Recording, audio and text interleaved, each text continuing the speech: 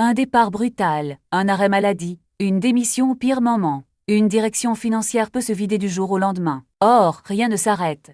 Les échéances tombent, les banques réclament des situations, la paix doit sortir. Le management de transition existe pour cela. Un professionnel expérimenté prend la main, tout de suite, pour une durée définie.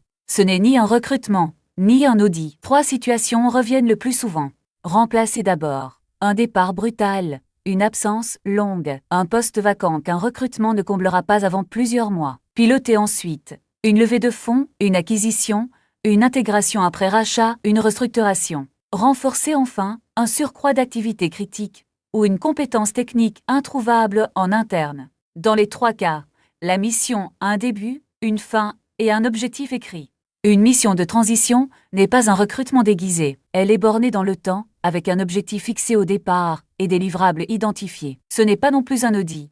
L'intervenant ne se contente pas d'observer, il tient le poste.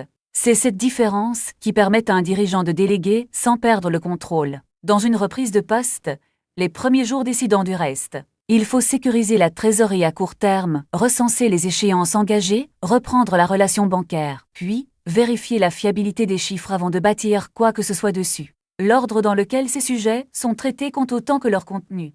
Un point à ne pas négliger. Périmètre, durée, objectif, délégation de signature et modalité de sortie se fixent par écrit avant le premier jour. C'est ce cadre qui protège l'entreprise autant que l'intervenant. Ce contenu est informatif et ne constitue ni un conseil juridique, ni une recommandation personnalisée. Une direction financière vide ne met aucune échéance en pause. Le management de transition sert à tenir le poste pendant qu'on trouve la bonne personne. Rendez-vous sur debfranceinvest.com.